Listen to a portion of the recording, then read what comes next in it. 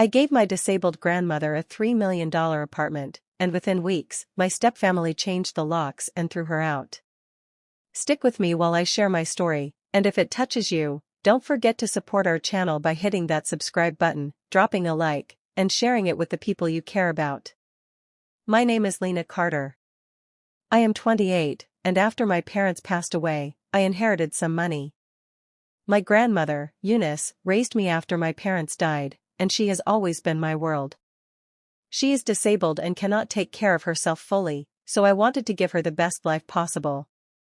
I worked hard to buy her a beautiful $3 million apartment in a safe part of the city. Seeing her smile and hearing her laugh in that space was the happiest moment of my life. I trusted my stepfamily, Harper and Dex. They have always been jealous of the attention and inheritance I received. I never imagined they could hurt Eunice. A few weeks after moving her in, I got a call from my grandmother. She was crying and scared. Harper and Dex had changed the locks and told her she had to leave. My heart sank. I felt helpless and angry at the same time. How could family do this to the woman who gave them everything? I realized I had to act carefully.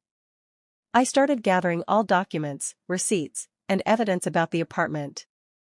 I contacted a lawyer and planned my next steps. This was not just about money, it was about protecting Eunice and showing that betrayal cannot win. The road ahead was painful, but I was determined. My grandmother deserved safety, respect, and love, and I would not let anyone take that away. Eunice has been my guiding light since I was a child. She raised me with love, patience, and endless care, even when her health made daily life a struggle. Despite her disability, she always tried to stay independent, though I knew she needed help. Every decision I made was influenced by how I could make her life easier and happier. I wanted her to feel safe, comfortable, and proud. Working long hours, saving carefully, and planning every detail, I finally found a luxury apartment that I knew would be perfect for her. I imagined her waking up to sunlight streaming through large windows, cooking in a kitchen designed for her needs, and hosting small gatherings with the few friends she loved. Every step I took was to honor her sacrifices and the life she gave me. But not everyone shared my intentions. Harper and Dex, my step-siblings, always seemed to watch my successes with thinly veiled resentment. They never hid their jealousy, but I tried to ignore it. Still, there were moments, offhand comments, sly smiles, subtle questions, that made me uneasy. They whispered about inheritance, questioned my decisions, and tried to make me feel guilty for spending on Eunice. I brushed it off at first, hoping family loyalty would outweigh envy, but a growing tension simmered beneath the surface. I knew that my love for Eunice would make me fiercely protective, but I also realized that those closest to us could sometimes pose the greatest threats.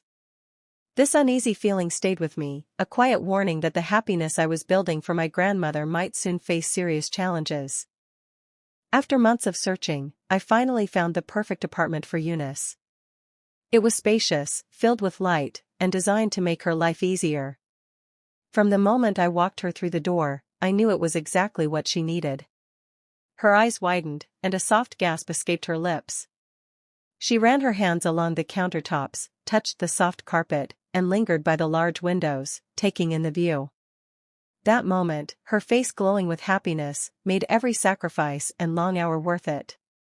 I wanted her to feel loved and cared for in every corner of that home. I had imagined this day countless times, Eunice stepping into a place built entirely for her comfort, free from worry and strain. Watching her sit in the sunlit living room, a cup of tea in her hands, and hearing her laugh quietly, I felt a deep sense of fulfillment. I trusted that my family would share in our happiness, that they would celebrate this milestone with us.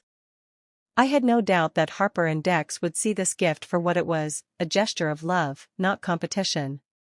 I never imagined that generosity could be met with resentment. My intentions were pure, I only wanted to honor the woman who had given me everything. For a moment, the apartment felt like a sanctuary, a place where Eunice could feel completely at peace. I held her hand, promising that no matter what happened, I would always be there for her. That day, her joy became my joy, and I felt a bond with her stronger than ever, convinced that love and care could overcome any obstacle. Not long after Eunice settled into her new apartment, Harper and Dex began showing up more often. At first, I welcomed their visits, thinking they genuinely wanted to help. But slowly, things felt off. They arrived unannounced, lingered too long, and insisted on organizing Eunice's belongings.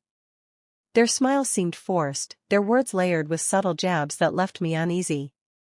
I began noticing small things disappearing from the apartment: jewelry, important papers, even a few personal mementos that held sentimental value for Eunice. At first, I thought I was misplacing them, but the pattern became clear. Eunice mentioned minor changes too, like files being shuffled or letters left where they shouldn't be. Her voice carried confusion and worry, and I realized someone was manipulating her, taking advantage of her trust. Every visit from Harper and Dex grew more intrusive. They asked questions about finances, about the apartment, and about arrangements that seemed unnecessary. I caught them glancing at certain rooms with interest that went beyond casual curiosity. A cold feeling settled in my chest. I knew their envy ran deeper than I had imagined, and their intentions were no longer hidden behind polite smiles. Even Eunice noticed the tension but couldn't fully express it. She relied on me to see what she couldn't, and I felt the weight of protecting her pressing down harder each day. I started keeping a closer eye, watching interactions carefully, and noting every suspicious action. Something was brewing, and the unease in the apartment grew heavier with every passing visit. It was the first time I realized that generosity and love could be threatened from within the family, and that the real challenge of protecting Eunice was only just beginning. I was at work when my phone rang, and I immediately recognized Eunice's trembling voice. She was terrified and confused, struggling to explain what had happened. Harper and Dex had shown up while I wasn't home. They didn't knock, they didn't ask, they simply changed the locks and barred her from entering the apartment. She described standing outside, shivering in the hallway, holding her small bag, while they told her the apartment belonged to them now. I felt my stomach drop, my heart pounding with disbelief. How could they do this? How could they betray her, and by extension, betray me? Every memory of her smiling in that apartment flashed through my mind, now replaced by panic and fear. The helplessness washed over me. I wanted to drop everything and rush home, but I couldn't undo what had already been done. Eunice, my grandmother, the person I had worked tirelessly to protect, was now locked out of the home I had secured for her. Her cries over the phone cut deeper than anything I had experienced before. I felt rage building inside me, sharp and cold, but I also knew I needed to stay calm and think clearly. For a moment, it seemed like everything I had done, every sacrifice, every careful decision, had been trampled by greed. Harper and Dex had crossed a line that could not be ignored. I promised Eunice I would fix this, that I would not let anyone take what was rightfully hers. That phone call changed everything. The betrayal was no longer subtle, it was open, cruel, and deliberate. And in that instant, I realized that protecting my grandmother would require more than love and care. It would require courage, strategy, and a determination Harper and Dex could never anticipate. When I finally hung up the phone, a heavy weight pressed on my chest. I couldn't believe what had happened. The apartment I had spent months preparing for Eunice was stolen from her in a matter of minutes. My mind raced with anger, disbelief, and a crushing sense of failure. I blamed myself for trusting Harper and Dex, for believing family would act with decency. I left work immediately, my hands shaking and my thoughts scattered. All I could think about was finding a safe place for Eunice, someone to shelter her while I figured out how to reclaim her home. I called a few friends she trusted, and within an hour, she was at a small, quiet apartment they had arranged. Watching her sit quietly on the couch, her eyes distant and hurt, made me ache in ways I couldn't describe. Guilt gnawed at me relentlessly.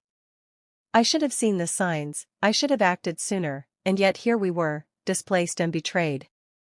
At the same time, rage surged through me. How could Harper and Dex treat her this way?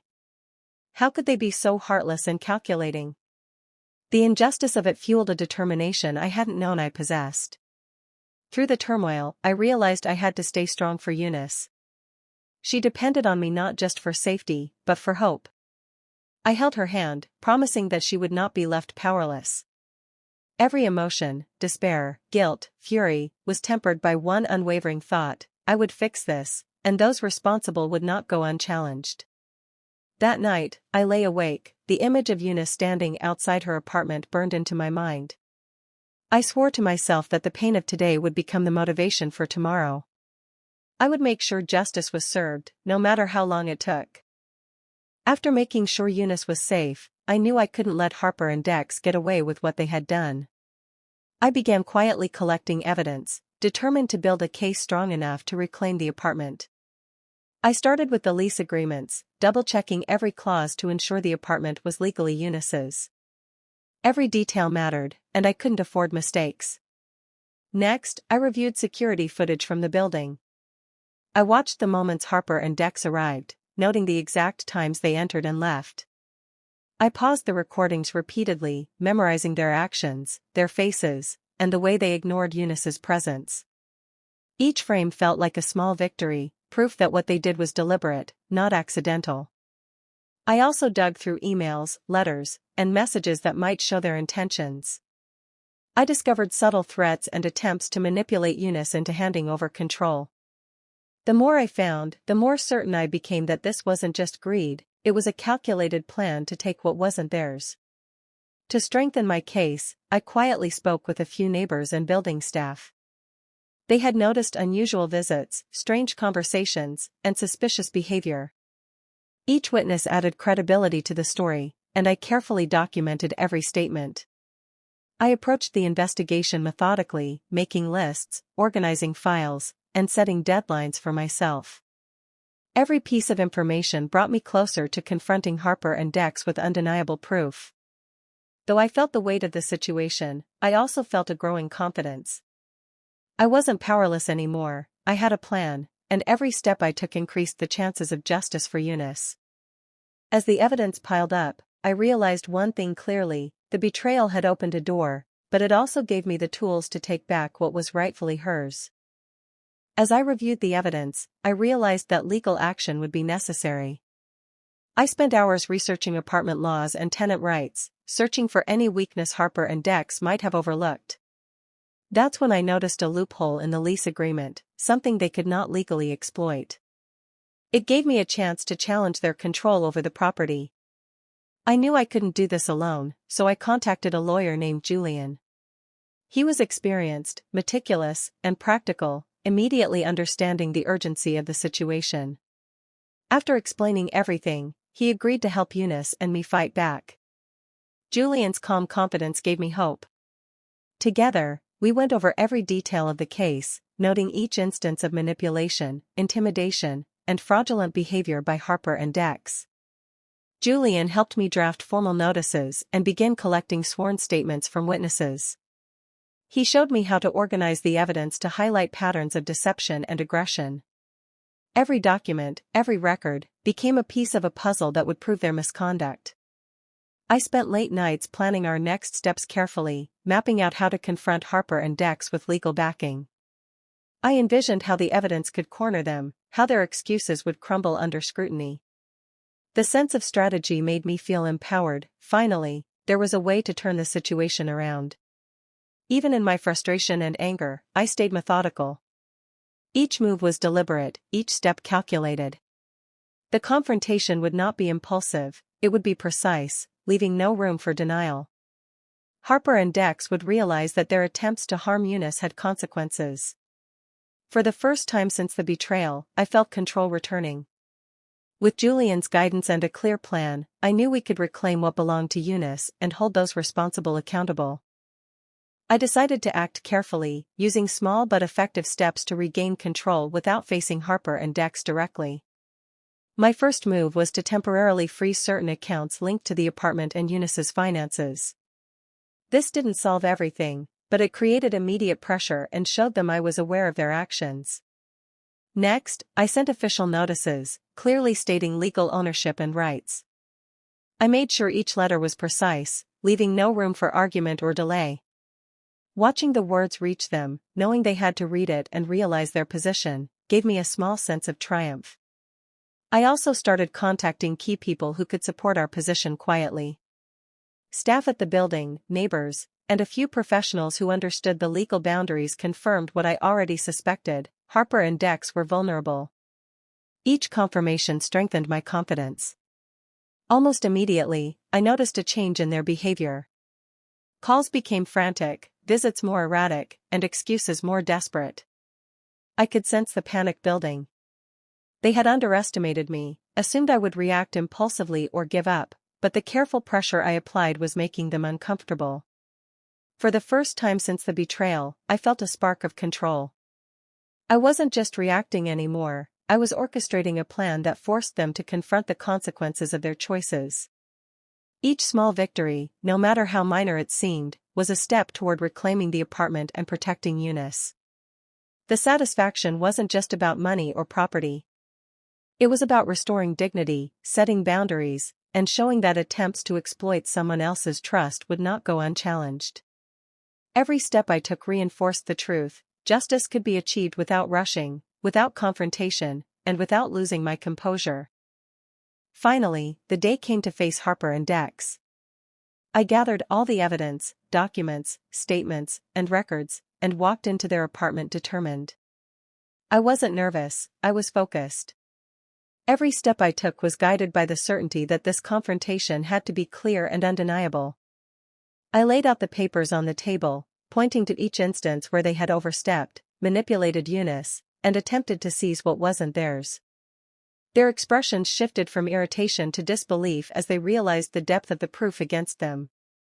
Every forged signature, every intrusive visit, every attempt to intimidate my grandmother was documented. At first, Harper tried to argue, to minimize their actions, but I calmly walked through the evidence. Dex's face grew pale, and their voices faltered. For the first time, I saw fear in their eyes. They had assumed that threats and deceit could keep them in control, but they had misjudged me completely. The tension in the room was thick. I could feel their panic rising as I methodically exposed every misstep. My words were firm but measured. There was no shouting, no begging, only truth presented in a way they could not ignore. They realized quickly that intimidation would not work, and any attempt to escape responsibility would fail. By the end of the confrontation, it was clear who held the power. I had proven that betrayal and greed could not triumph over careful planning, evidence, and determination. Harper and Dex slumped back, defeated and speechless, while I felt a mix of relief and quiet triumph. For the first time since the apartment was taken, I knew Eunice's safety and rights would be restored. The confrontation had been intense, but it was necessary to show that justice could not be avoided, and that those who underestimate love and loyalty often pay the price. After the confrontation, I worked closely with Julian to finalize the legal process. Every loophole I had discovered was now fully utilized. Through careful negotiation and filing, I secured full control of the apartment for Eunice. There was no need for physical confrontation, everything was handled smartly and within the law. Harper and Dex faced immediate repercussions. Their attempts to claim the apartment were officially denied, and they were required to cover legal fees and fines. The financial consequences hit them hard, forcing them to confront the results of their greed. It wasn't revenge born from anger, but from strategy, precision, and justice. I also ensured that the record of their actions became part of the public court files. Though no one sought to humiliate them personally, their reputation suffered naturally. Anyone who had trusted them now knew the truth, and their credibility crumbled. Watching them realize that their schemes had backfired without me lifting a hand to retaliate directly was deeply satisfying. Meanwhile, Eunice returned to her apartment, her home fully restored. She moved through the rooms with a lightness I hadn't seen in weeks, arranging her belongings and reclaiming her space. The sense of relief and triumph in her eyes was worth more than any court victory or financial restitution. The entire ordeal reinforced a lesson I would never forget: justice does not always require confrontation, and clever, measured actions can deliver outcomes far stronger than anger or force. Harper and Dex learned that deceit and selfishness carry consequences, while loyalty, careful planning, and love ultimately prevail. For Eunice and me, the apartment became more than just a home. It symbolized resilience, protection, and the satisfaction of seeing fairness restored through intelligence and determination rather than conflict. Once the legal battles were settled, Eunice and I could finally breathe. The apartment felt alive again, filled with warmth and peace instead of tension. We spent our days arranging furniture, hanging pictures, and enjoying the quiet comfort of a home fully hers. Every little task reminded me how much stronger our bond had grown through the chaos. I noticed small joys returning to Eunice's life. She laughed freely while cooking, took afternoon naps in the sunlight, and even invited a few close friends over without hesitation. Seeing her regain confidence and independence was more rewarding than any victory I could achieve in court. I felt proud knowing that our patience and care had paid off. During the process, a few kind people had stepped in quietly to support us. Ms. Carver, our longtime neighbor, checked on Eunice regularly and offered advice about daily routines. Mr. Finley, the building manager, had assisted with paperwork and security issues, ensuring everything ran smoothly. Their calm support reminded me that even in the darkest times, there are people willing to help without expecting anything in return. We began to rebuild not only the apartment but our sense of security. Life became calmer, more predictable, and filled with gratitude. Each day was a small victory, one where fear, betrayal, and uncertainty slowly gave way to relief, laughter, and shared moments. Looking back, I realized the ordeal had strengthened us both. Eunice's resilience and trust, combined with my determination, created a new chapter defined by care and protection. We had reclaimed more than just property, we had restored peace, dignity, and trust. For the first time in months, I felt that we were truly home, safe and valued, with the shadows of the past finally fading behind us. Sitting in the apartment one quiet evening, I reflected on everything that had happened. I realized my choice to give Eunice such a beautiful home was never a mistake. Generosity and love were never wrong, but I understood now that care must be paired with vigilance. Trust is precious, but it can be exploited if boundaries are ignored. Eunice flourished in her space. She moved freely, hosted small visits with friends, and pursued hobbies she had set aside for years. The apartment was no longer just a place to live, it had become a sanctuary where she felt safe, respected, and truly happy. Watching her thrive reminded me why every step I had taken mattered so much. Harper and Dex had faced the consequences of their actions. Their attempts to undermine Eunice were fully exposed, and they had to answer for the harm they caused. Seeing them confront the results of their choices confirmed that accountability matters, and selfishness and deceit rarely go unnoticed forever. Looking back, I felt a sense of pride and relief. The ordeal tested my patience, courage, and intelligence, but it also reinforced the importance of standing up for those who cannot protect themselves. It showed me that love combined with determination can overcome even the most deliberate betrayals. I hope my story encourages others to value trust and family, but also to act wisely when protecting loved ones. Life may present challenges where intentions are questioned and loyalty is tested, but resilience, careful planning, and courage can restore balance. In the end, generosity can coexist with prudence, and those who act with integrity will find ways to protect what they cherish most. Eunice and I had not only reclaimed her home, but also strengthened the bond that no betrayal could ever break.